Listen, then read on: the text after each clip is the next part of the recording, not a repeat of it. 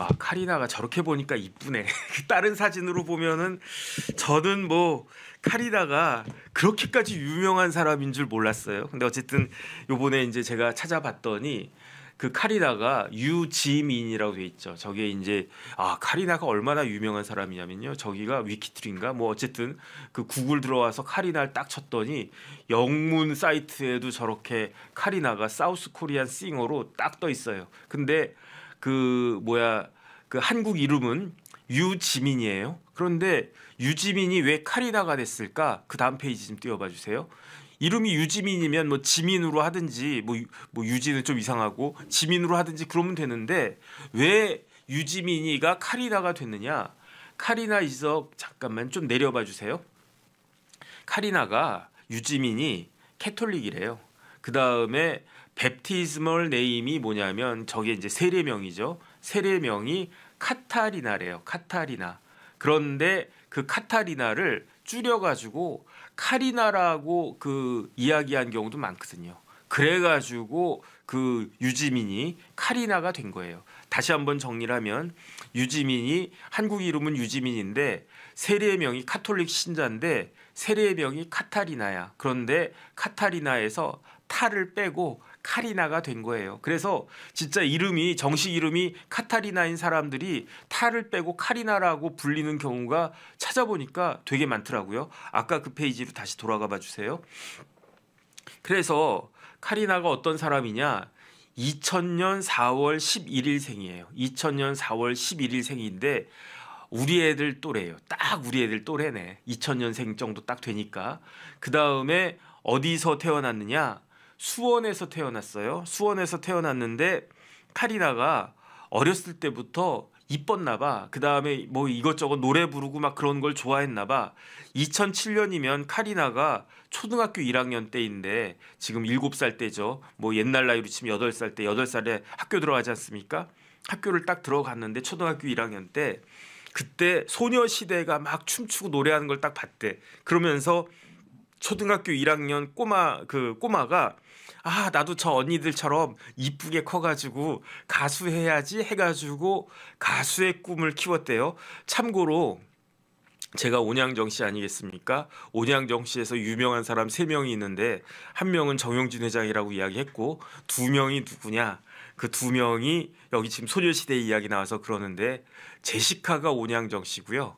그 다음에 소녀시대는 아니고 그 FX의 크리스탈이라고 있는데 크리스탈도 온양정 씨예요. 근데 제시카하고 크리스탈 아버지하고 저랑 되게 잘 알아요. 저희랑 같은 집안이에요. 진짜로. 그래가지고 그 아저씨하고 저희하고 한 7촌, 8촌 이 정도 될 것 같은데 그러면은 제시카 그 다음에 누구야 FX, 크리스탈 이런 애들은 이런 친구들은 저하고 한 8촌 정도 되나? 어쨌든 가까워요. 그래가지고 옛날에 그 아저씨가 FX 공연하는 거 티켓 끊어줘가지고 우리 애들 어렸을 때 그 공연하는 거 FX하고 또 어디하고 그 뭐지 그 엑소인가 뭐 그 조인트 콘서트 하는 거 표 주셔가지고 그거 보러 가고 막 그랬었는데 저는 그거 봐도 모르겠더라고요. 근데 어쨌든 카리나가 그 소녀시대 제시카가 그 소속되어 있었던 제시카가 멤버였던 소녀시대를 보고 나도 저 언니들처럼 이쁘게 커야지 해가지고 가수 꿈을 키우면서 중학교 때 그리고 고등학교 때 댄스 동아리 들어가가지고 춤도 열심히 뭐 공부하고 배우고 연습하고 뭐 그랬대요. 그러다가 고등학교 1학년 때 셋째 줄 보면 뭐가 나옵니까? SM 엔터테인먼트라고 돼 있잖아요.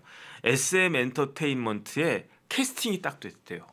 카리나라고 하는 애가 유지민이라고 하는 애가 있는데 고등학교 1학년인데 얘 싹수 있어 보인다. 그 다음에 얼굴도 이쁘고 끼도 있어 보이고 능력도 충분히 되고 종합적으로 탤런트가 있어 보인다 해가지고 고등학교 1학년 때 SM에 어렸을 때도 뭐 이뻤네. 어쨌든 캐스팅이 돼가지고 데뷔한 거 아까 그 사진 다시 한번 띄워봐 주세요. 보면은 Formed by SM Entertainment on November 그 17 그 2020 그러니까 2020년 11월 17일에 그 데뷔를 했는데 걸그룹으로 데뷔했는데 그 걸그룹이 뭐다? 그게 에스파다. 에스파 좀 띄워봐 주세요. 에스파가 저 팀이 에스파래요. 솔직히 말하면 저는 잘 모르겠어. 저는 진짜 아는 게 소녀시대까지인 것 같아요. 뭐 블랙핑크도 잘 모르겠고 어쨌든 뭐 소녀시대 정도까지 그 뒤는 사실은 뭐 걸그룹 모르겠는데 어쨌든 에스파가 그렇게 유명한 그 걸그룹인가 저도 잘 모르겠는데 그 다음에 저 그 에스파가 그 누구로 구성되어 있느냐 카리나, 지젤, 윈터 그 다음에 닝닝. 닝닝은 이름 자체로도 중국 사람인 것 같고 윈터는 겨울이란 뜻 같은데 윈터도 한국 사람이고요.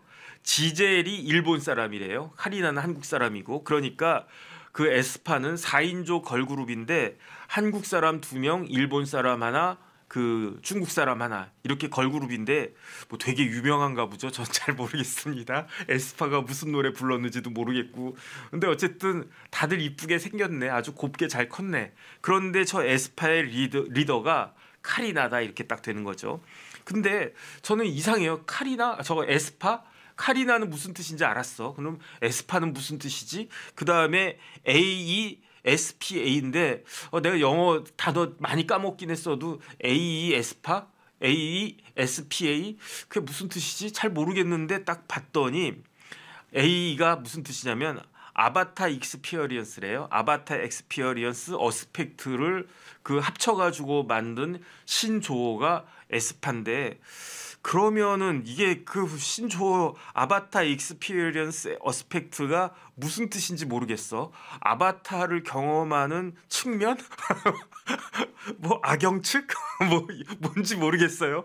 뭐 이렇게 설명을 들어도 에스파가 뭔지 모르겠고 저는 뭔지 모르면 어떻게 한다? 외운다. 그냥 뭐 에스파는 에스파다. 그다음에 아스파의 리더는 카리나다. 그다음에 4인조인데 그중에 한 명은 일본 사람, 그중에 한 명은 그 중국 사람, 2명은 한국 사람. 뭐 이렇다. 그다음에 제가 찾아낸 게 그 뭐야 아스파를 갖다가 찾아낸 게 저기 유럽에 가면 러시아 밑에 에스토니아라고 하는 나라가 있거든요. 그래서 제가 에스토니아는 한번 꼭 가봐야지 하는 생각을 하고 있는 게 왜 그런가? 제가 읽은 소설 중에 그 배경이 뉴욕인 그 소설이 있었는데 그 뉴욕에 나와 있는 그 등장 인물 중에 한 명이 에스토니아 출신이에요. 그래가지고 에스토니아가 아주 그냥 막 아름답게 그림 같은 동화 같은 그러한 그 도시다. 뭐 그 도시가 있다. 그래가지고 아 에스토니아 한번 가봐야지 그 생각을 하고 있는데 언제 갈지는 모르겠습니다. 에스토니아에 에스파라고 하는 그러한 그 마을이 있대요. 그래서 일단 나중에 그 에스토니아 가면 거기 원래 에스토니아 수도가 탈린인가 그럴 거예요. 그래서 제가 탈린 한번 가봐야지 그 생각하고 있는데 간 김에 그 아스파도 가봐야지. 어쨌든 그런 생각을 갖다가 합니다. 그래서 그 정리를 갖다가 하면 카리나가 고등학교 1학년 때 SM에 캐스팅된 다음에 4년 동안의 수련 생활을 거쳐서 2020년 11월 17일에 데뷔를 했는데 대박이 났다는 거예요. 대박이. 근데 저는 모른다. 대박이 났다는데 카리나가 무슨 노래 불렀는지 아스파가 무슨 노래를 불렀는지 잘 모르겠고 그 다음에 솔직히 말씀드리면 저는 그 카리나 같은 그 스타일이 저하고는 뭐 맞아봤자 맞으면 오히려 더 큰일 나겠지만 제 기준으로는 뭐 전지현 그 다음에 김희선 뭐 이미연 뭐 원미경 뭐 그 다음에 그 누구지 돌아가신 분 그 강수연 저는 이런 분들 팬이었는데 카리나는 너무 제 입장에서는 좀 세 보여가지고 그래서 카리나는 조금 저는 저보다 우리 애들 뻘이지만 한참 좀 부담스럽다 이런 생각을 가지고 그래서 카리나가 그렇게 인기가 있나 싶었는데 우리 애들한테 물어봤더니 카리나가 젊은이들한테는 무지하게 인기가 있다는 거죠. 그래가지고 그런가 뭐 모르겠는데 모르니까 또 외워야 되겠다 그 생각을 하는데 그런데 이 카리나가 그 어제 5월 27일에 인스타그램에다가 사진을 올렸어요. 그것 좀 띄워봐 주세요. 인스타그램에 사진을 그 사진 말고 그 전에 있는 사진. 점퍼가 무슨 점퍼 무슨 색입니까? 까만색이 더 많네. 그런데 저 안에 무슨 색이 있습니까? 빨간색이 있지. 그런 다음에 숫자도 적혀 있네. 숫자가 2로 적혀 있잖아요. 그러면 국민의힘을 상징하는 색깔은 빨강색. 그 다음에 국민의힘의 기호는 2번. 그러니까 저도 저걸 딱 봤을 때 카리나가 김문수 후보를 지지하나? 그 생각이 딱 들더라고요. 그 다음 페이지 사진 아까 그것 좀 띄워봐 주세요. 그러니까 그래가지고 뭐 저렇게 길거리 저기가 일본이래요. 저희가 일본인데 저 일본에서 찍은 사진들을 저렇게 올렸어요. 그러면서 제가 저 사진은 뭐 아직 저기 그 이야기만 들었는데 카리나가 V 하고 있는 사진도 있대. 그러면 V는 뭡니까? 2잖아요. 2. 기호 1번은 엄지손가락, 엄지척이 1번이고 V는 2번이잖아요. 그러니까 카리나가 김문수 후보님을 존경하고 지지하나? 그런 의심을 살 수도 있겠다 그 생각이 드는 거예요. 그다음 페이지. 근데 카리나가 입은 옷이 저게 뭐냐면은 뭐죠? 바람막이, 바막이라고 부르더라고요. 요즘은 젊은 사람들은 막 줄여서 이야기하는 걸 좋아하니까 바람막이를 줄여가지고 바막이라고 한대. 저게 바막인데 바람막이인데 왼쪽에 있는 저 형님도 아주 세게 생겼네. 어쨌든 선글라스 멋있게 끼고. 그런데 오른쪽 사진을 보면은 저 바람막이 점퍼 위에 뭐라고 쓰여져 있습니까? 엘리펀트라고 쓰여져 있잖아요. 근데 제가 처음에 엘리펀트 말씀드렸잖아요. 그 코끼리들이 뭐 먹고 있다? 과일 먹고 있다. 그런데 그 코끼리 과일 이야기를 저는 잘 기억이 안 나는데 이준석 후보가 이재명 후보를 공격하면서 코끼리 이야기를 그 이전에도 했다는 거죠. 그러니까 이 세 가지가 탁탁탁 연결이 되면 어떻게 되느냐. 카리나가 옷을 입고 나왔어요. 어떤 옷을 입고 나왔느냐? 빨간색이 많이 들어가 있는 그러한 옷인데 기호 2가 쓰여져 있는. 그런데 그 옷을 만든 저게 아마 그 엘리펀트라고 하는 회사에서 제작한 옷은 아니고 저 엘리펀트라고 하는 게 일본에 있는 펀집샵이래요. 그러니까 막 이것저것 물건들 막 해가지고 이렇게 파는 유명한 그 동경인가 뭐 도쿄인가 어딘가에 있는 유명한 펀집샵인데 그 펀집샵 이름이 엘리펀트다. 엘리펀트에서 저거 만든 회사가 따로 있던데 그 회사 제품을 엘리펀트에서 뭐 잘 팔고 있다. 이런 이야기인 거죠. 그 요 세 가지를 갖다가 딱딱딱 더하면은 빨간색 2번, 그다음에 이준석 이야기한 코끼리. 이거는 이재명 후보 공격하는 건가 아니면 김문수 후보를 지지하는 건가? 뭐 이런 정치적인 뭐 메시지를 카리나가 아무리 어려 보여도 2020년생이면 다 컸어요. 2020년생이면 지금이 2025년 아니겠습니까? 2020 그 25살 아닙니까? 그다음 옛날 나이로 치면 26살. 저도 26살 때요. 다 큰 줄 알았어요. 그냥 인생 다 산 줄 알았어. 그러니까 카리나도 뭐 저희 같은 사람들이 보기에는 아이고 뭐 애기다 애기 이렇게 보이지만 뭐 우리 애랑 나이 뭐 비슷하네 이렇게 보이지만 지들은 다 큰 줄 안다고요. 그러니까 어쨌든 카리나가 자기의 정치적 생각 충분히 아주 투표권도 있고 국회의원도 할 수 있어요. 나가가지고 카리나가 뭐 총선 나가면 국회의원 당선될 수도 있지 않을까? 어쨌든 그러니까 그러한 메시지를 갖다가 가지고 있는 것이 아닌가 이런 의심을 쭉 받아가지고 그래서 아까 첫 번째 사진 좀 다시 한번 띄워봐 주세요. 그 카리나 그 옷 입고 있었던 그래가지고 이게 카리나가 의도적으로 올린 건가 아니면 나 그냥 옷 샀는데 동경 가가지고 저 일본 가가지고 옷 샀는데 마음에 든다 그 다음에 나 이쁘지 이러면서 저렇게 얼굴 가리니까 더 이쁘네 아닌가 어쨌든 이뻐요. 그러니까 나 이쁘게 나왔으니까 그 다음에 또 젊은 데다가 이쁘니까 얼마나 저런 거 이렇게 올리고 싶겠습니까? 그러니까 저런 사진도 올리고 저런 사진도 올리고 그런데 지금 저 같은 지금 대선을 일주일 앞둔 민감한 시기에 저런 것들을 딱 저런 사진이 올라가니까 그러니까 이거는 좀 문제가 되겠네 해가지고 사진을 그냥 삭제한 거예요. 그러니까 왜 저 사진을 올렸는지 정치적인 함의가 있는 것인지 여부는 그거는 뭐 카리나밖에 모르겠죠. 어쨌든 그렇게 삭제가 됐습니다. 그게 언제 있었던 일이냐? 어제 있었던 일이에요. 어제 있었던 일인데 그런데 어젯밤에 뭐가 있었습니까? 어젯밤에 그 대선 TV 토론 있었잖아요. 저는 어제 저녁 약속 있어서 저녁 먹고 집에 한 9시, 한 10시 가까이 돼서 딱 들어가서 앞부분은 제가 보지 못하고 그냥 뒷부분 이렇게 쭉 보고 그다음에 이제 대선 관련 그 TV 토론 관련해서 뭐 어떤 이야기들이 돌고 있나 봤더니 인터넷이 막 난리가 난 거예요. 그래가지고 어제 TV 토론한 사진 그거 한 번만 좀 띄워봐 주시든지 아니면 그 다음 페이지 좀 띄워봐 주세요. 그거 말고 그 다음 페이지 띄워봐 주세요. 그래서 뭐 그 어제 TV 토론에서 이준석 후보가 어떤 이야기를 했는데 그 이야기가 굉장히 오늘 내내 오늘 뭐 저기 제가 오늘 방송 5개 있는 날인데 벌써 아침에 그 라방 포함해서 이제 이게 3개째고 그 뉴스트라다무스 뭐 정치다 이거 계속 할 건데 그 가서도 저 이야기 계속 할 거예요. 그런데 이게 증폭이 되는 거야. 왜냐하면 카리나가 왜 저런 사진을 올렸지 이상하다라고 했는데 그걸 받아가지고 이준석 후보가 카리나와 관련되어 있는 카리나와는 명백하게 관련되어 있는 이야기입니다. 그런데 뭐 이재명 후보 아들하고는 관련이 되어 있는지 없는지는 저는 모르겠고 뭐 별 관심은 없는데 어쨌든 그런 글이 올려져 있고 그런 글이 그 카리나한테는 굉장히 아주 불쾌하고 수치스럽고 그런 글이니까 그 글의 작성자가 누군지는 뭐 저는 뭐 그냥 뭐 모르겠고 관심 없고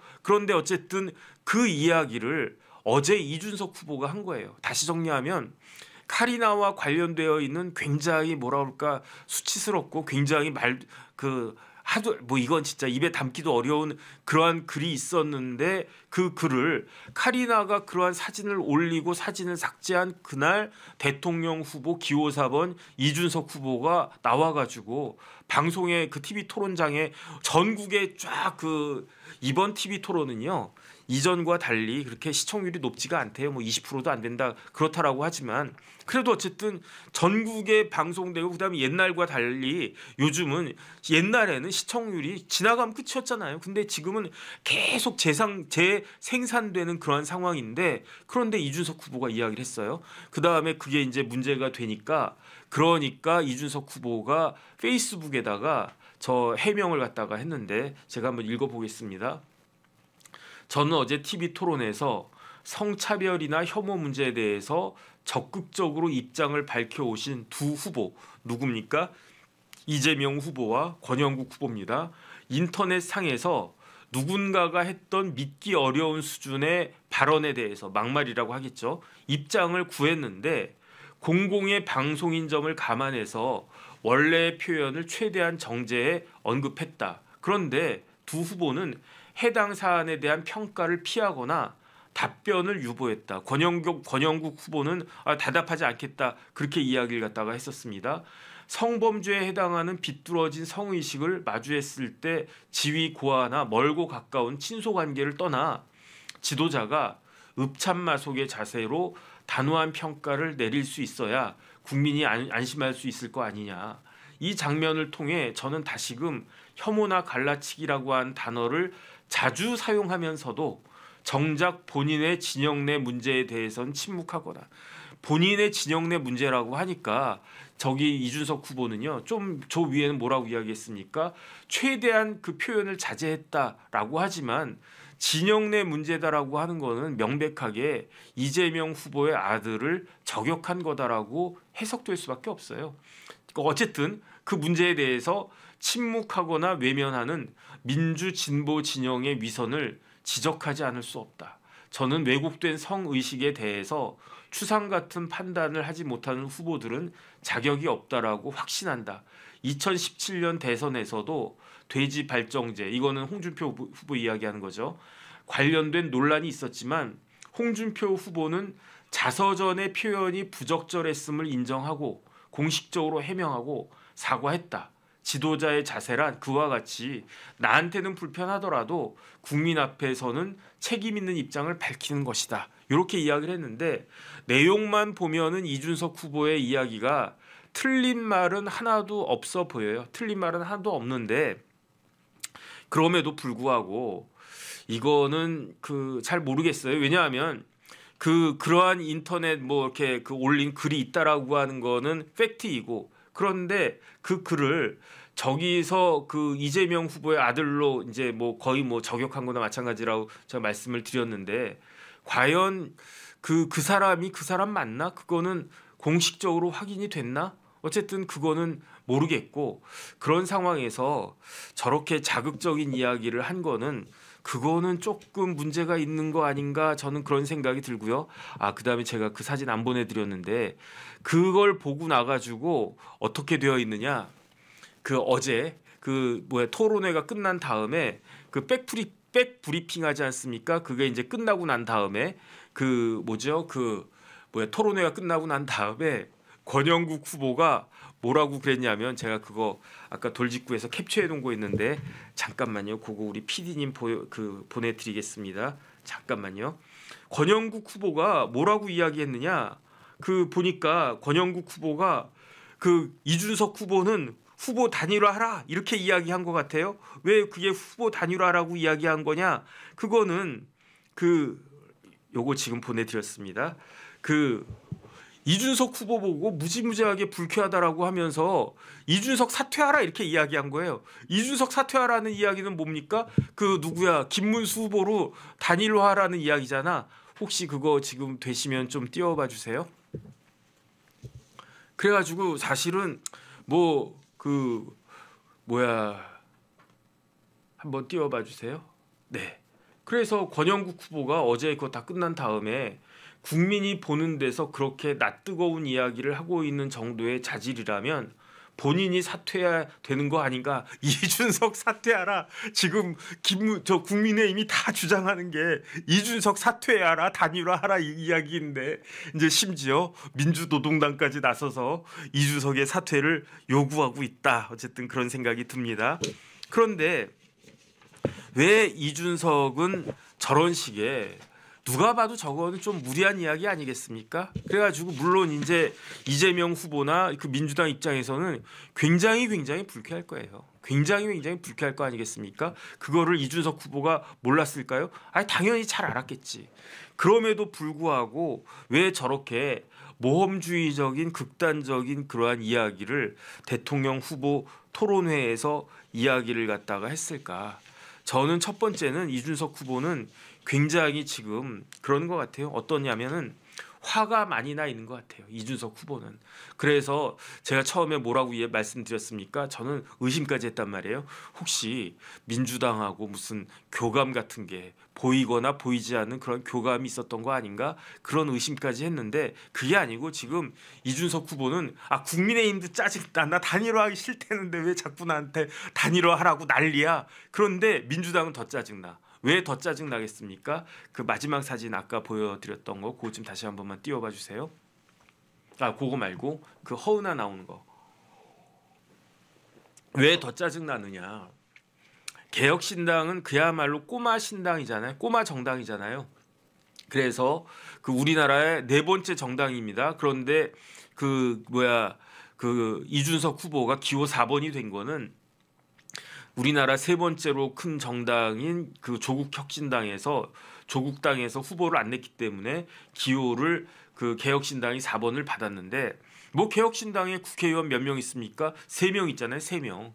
어쨌든 한 명이 아쉬운 그런 정당 아니겠습니까? 그런데 개혁신당의 전 대표 허은하 전 의원을 민주당에서 빼갔어. 거기에다가 지금 아직 허은하 후보는 옷을 다 입었네. 허은하 의원은 그다음에 김용남 전 의원 서울대 법대 나오고 검사 출신의 잘 나가는 검사 출신이었던 김용남 전 의원도 국민의힘에 있다가 개혁신당 갔는데 그 김용남 의원도 무슨 정책위 의장인가 굉장히 개혁신당에서 고위 당직을 했었단 말이에요. 그런데 옷을 벗고 민주당으로 들어가려고 그래. 그러니까 이준석 후보는 굉장히 민주당하고 무슨 교감이 있기는커녕 굉장히 지금 짜증나는 상황이 아니겠는가. 아무리 허은하하고 사이가 안 좋고 김용남 후보 전 의원하고도 사이가 좋지 않았겠죠. 사이 좋았으면 남아 있었을 테니까. 그럼에도 불구하고 지금 대선을 며칠 안 남기고 그다음에 이준석 후보는요. 말은 뭐 내가 승리하겠다, 끝까지 가겠다 이렇게 이야기해도 속으로는 굉장히 긴장되고 바짝바짝 타지 않겠습니까? 지지율이 지난번 강용석처럼 0.95% 이런 정도 수치로 나오면 어떻게 되겠습니까? 본인 입장에서는요, 이준석은 지금 모험을 건 거예요. 드라이브를 갖다 건 거예요. 그런데 딱 한번 일생일대에 한번 또 그걸 갖다가 시동을 걸었는데 이게 잘못된다. 얼마나 지금 속이 타겠습니까? 그런데 저런 모습을 딱 보이니까 민주당 그 보고 그 이준석 대표는 해도 너무한다. 지금 벼룩의 간을 갖다가 빼먹지 있는 놈들이 더하네. 지금 그런 생각하고 있는 거 아니겠습니까? 그러니까 아주 그냥 작심하고 어제 그 이야기를 한 것이 아닌가 그런 생각이 들고요. 그 다음에 두 번째는 만약에 이준석 후보가 단일화를 하겠다라고 마음 먹었으면 어제 그 TV 토론회는요 훨씬 더 리즈너블하고 상식적으로 흘러갔었을 겁니다. 그런데 이준석 후보는 어쨌든 제가 어제 발언을 한 것만 보고도 아 단일화는 굉장히 어렵겠구나 그 생각을 한 게 모험주의로 간 거예요. 모험주의로 간다라고 하는 건 뭐냐면은 야구가 9회 말인데 뭐 한 4대 빵 이렇게 지고 있단 말이에요. 그러면은 딱 타자가 나왔어. 노아웃에 딱 타자가 나왔어. 그러면 뭐 이렇게 내가 볼넷 얻어가지고 차근차근 해가지고 뭐 몇 점을 갖다가 따라가야지 이런 생각이 나겠습니까? 일단은 홈런 한 방 때려야지. 그러니까 스윙이 커질 수밖에 없잖아요. 어차피 질 거 그냥 냅다 휘둘러가지고 다행히 유행이 맞으면 홈런 되면은 그러면서 한 점 한 점 따라가가지고 뭐 역전시켜야지 이런 마음 아니겠는가? 그러니까 굉장히 이렇게 절박한 그런 심정이 아니겠는가? 저는 개인적으로 그런 생각을 갖다가 합니다. 그런데 어제 저 이준석 후보의 저 그 카리나 관련된 어쨌든 카리나 관련된 그 발언은 맞는 거죠. 그 이야기가 글쎄요 대선 국면에 상당한 파장을 미칠 수도 있겠다 이런 생각이 듭니다. 그 다음에 민주당 입장에서는 그 다음에 이재명 후보 입장에서는 무지하게 불쾌할 겁니다. 왜냐하면 아니 차라리 나를 건드리는 건 상관이 없겠는데 내 새끼들을 갖다가 건드려? 이준석이? 이거는 선을 넘네. 진짜 선을 한참 넘네. 아, 이런 생각할 거 아니겠습니까? 그거를 그 이재명 후보 아들이 그런 글을 올렸는지 안 올렸는지도 모르겠고 설령 우리 애가 잘못했다고 그래도 내가 알아. 우리 애가 잘못한 거 알아. 하지만 다른 사람이 우리 애 그 보고 막 지적질하면 기분 좋겠습니까?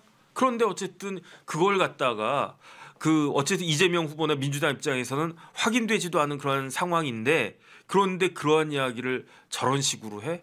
아, 그 다음에 만약에 이걸 통해 가지고 사람들이 막 관심을 가질 거 아니에요. 그래 가지고 저도 사실은 뭐 정확히 뭐 몰랐었거든요. 뭐 젓가락 하면 제가 젓가락 행진곡만 알지 뭐 제가 뭘 어떻게 알았겠습니까? 그런데 저부터도 이렇게 막 찾아보게 되잖아요. 그 다음에 오늘 방송하니까 방송 아이템에 이거 들어갈 게 뻔하니까. 그러니까 저만 찾아보겠습니까? 그러면 이게 민주당 입장에서는 이게 좋은 건가? 안 좋은 거잖아요. 이거야말로 그야말로 그 굉장히 흑색 선전의 극치라고 생각할 수 있는 거 아닌가? 그러니까 그런데 어쨌든 일반 유권자들한테는 어떤 영향을 미치게 될까? 그거는 잘 모르겠고 그 다음에 이준석 후보한테도 이게 도움이 될까요? 저는 잘 모르겠습니다. 예를 들어서 야 이준석이가 이런 걸 갖다가 아주 용기 있게 찾아내가지고 이야기를 했네. 그러면 내가 이준석을 갖다가 찍어줘야지. 내가 민주당 찍으려고 했는데 이준석 찍어줘야 되겠네. 아니면 내가 국민의힘 찍으려고 했는데 야 역시 이준석 사이다네. 그러면서 이준석 찍어줘야지. 그럴까? 아닐 것 같은데요. 그 다음에 제가 개인적으로는 잘 모르는데 페이스북에서 이렇게 쭉 그 글 올리시는 분들 중에 몇 분은 제가 이제 눈여겨 봐요. 왜냐하면 그분들이 제야의 고수들이야. 인사이트가 있는 그러한 그 말씀들을 많이 하셔가지고 저도 이제 그 다음에 막 자료 같은 것들도 굉장히 잘 찾으시더라고요. 그래가지고 제가 죄송하지만 어떨 때는 그냥 그야말로 지적 재산권을 침해해가지고 그거 도둑질해가지고 방송 같은 데 나가지고 막 이렇게 떠들고 유튜브에서도 막 떠들고 그런 적도 있는데 그런 분 중에 한 분이 그 페이스북에 오늘 아침에 글을 올리셨는데 뭐라고 이야기했느냐. 나는 이준석을 찍으려고 했다. 근데 어제 저런 이야기를 갖다 하는 걸 보니까 해도 너무한다. 저거는 내가 기대했던 거는 젊은 보수 지도자로서의 품격 같은 것들을 기대했었는데 저거 보니까 저건 도저히 안 되겠다. 어떻게 저런 이야기를 더군다나 대통령 후보로 나온 사람이 더군다나 TV 토론할 때 그때 정확하게 팩트가 있고 확인된 거 예컨대 이재명 후보 어제 그 이준석 후보가 사과를 이끌어냈습니다. 뭐 형수 관련해 가지고 뭐 막말한 거 어떻게 그렇게 이야기할 수 있습니까? 그러니까 이재명 후보가 그냥 뭐 내가 그거 뭐 이렇게 뭐 수양이 부족하고 뭐 어쩌고 저쩌고 해가지고 그런 거 이렇게 그 뭐 실언을 갖다가 했는데 죄송하게 생각한다. 근데 그거는 팩트잖아요. 그거는 증거가 있고. 그다음에 아까 그 이준석 페이스북에 글 올렸잖아요. 홍준표 돼지발정제. 그 돼지발정제가 어디에 나와 있는 겁니까?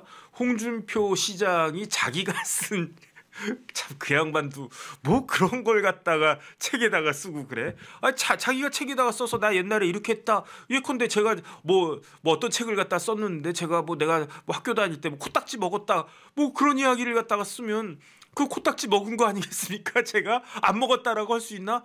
그 먹었는지 안 먹었는지 관심도 없고 누가 알아? 근데 지가 먹었다라고 하니까 먹은 거지.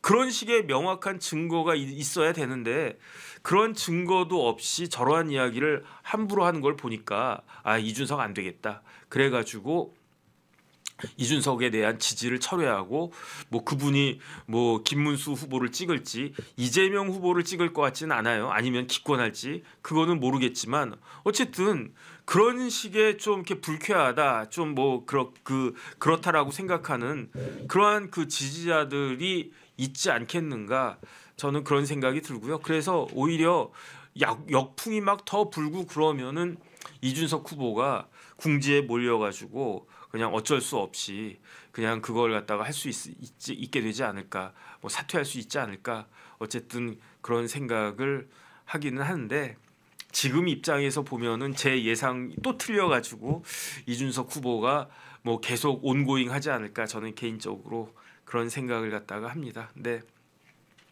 이제 오늘이 수요일이니까 수목금토일 이제 한 닷새 정도 동안에 또 무슨 일이 벌어질까 그게 이번 대선에 어떤 역할을 미치게 될까 한번 지켜봐야 될 것 같습니다. 그래서 어쨌든 좀 잘했으면 좋겠는데 진짜 마음 같아서는 이준석 후보가 오늘 중에라도 이제 점심 때 되지 않았습니까?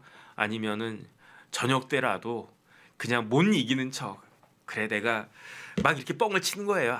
나 지지한 사람들 많고 그 다음에 이제 내가 그거 하면 나가면 최소한 15%는 내가 얻을 수 있는데 근데 정권이 그 교체가 되면 안 되겠으니까 정권 교체가 돼도 되는데 이재명 후보로 정권 교체가 되면 안 되겠으니까 내가 그걸 위해서 그냥 이 정도에서 내가 드랍하겠습니다. 이랬으면은 참 좋겠는데 그런 생각이 듭니다. 그 다음에 뭐 또 틀리겠지만 제 개인적인 생각은 이준석 후보 5% 제가 아까도 말씀드렸지만 그 정도밖에 못 얻을 거예요. 왜냐하면 많은 사람들이 투표장에 딱 가가지고 고민하지 않겠습니까? 이준석을 찍으려고 했던 사람들이 만약에 내가 이준석을 찍으면 이거는 사표가 될 게 100% 확실해. 그러면 누가 대통령이 되는 게 그나마 낫겠는가? 이재명 대통령이 낫겠는가? 김문수 대통령이 낫겠는가? 이준석 대통령을 난 제일 바랬는데 이준석은 안 될 테니까. 정치라고 하는 건요, 선거라고 하는 건요, 최선을 뽑는 게 아니에요. 차악을 뽑는 거 아니겠습니까? 최악을 피하는 게 그게 정치인데 이재명이 최악인가, 김문수가 최악인가? 그거는 어느 정도 답은 나와 있지 않습니까? 그러니까 이준석 후보를 지지한 마음이 높고 김문수에 대해서 짜증나는 사람들도 막상 이 기표소 들어가지고 도장을 꽝 찍으려고 할 때에는 차악을 정혁진 변호사가 차악을 생각하라고 했지 혹시 그 생각이 나면 이재명이 차악인가 김문수가 차악인가 이재명이 최악인가 김문수가 최악인가 어쨌든 그렇게 되면 누구를 찍든지 간에 이준석을 찍을 가능성은 없지 않겠습니까? 그런 사람들이 그러니까 물론 이준석을 지지한 사람들이 젊은 사람들이니까 젊은 사람들은 뭐 최악이고 차이고 뭐 모르겠고 일단 내가 그냥 찍고 싶은 사람 찍는다, 사표고 뭐고 뭐 상관없다, 이런 사람들이 젊은 사람들 중에는 꽤 있다고. 그러니까 아무리 그렇다라고 하더라도 제 생각에는 지지율하고 실제 득표율은 차이가 날 수밖에 없어요. 허경영도 5% 넘게 나왔다니까. 그런데 허경영 몇 프로 나왔습니까? 0. 몇 프로 나왔어요. 허경영도. 심지어 허경영도 여론조사하면 뭐 이렇게 마사지를 했나 뭐 그건 모르겠는데 막 5% 막 이렇게 나왔었단 말이에요. 지난 대선에서 허경영이 몇 등 했습니까? 4등 했어요. 허경영이 4등. 윤석열, 이재명, 그 다음에 누구야? 그 민노당의 심상정, 그 다음에 허경영 아니었습니까? 그래봤자 0. 몇 %였어요. 그래서 이준석 후보가 그 마지막으로 잘 생각을 해 주셨으면 좋겠다. 어쨌든 그런 생각이 듭니다.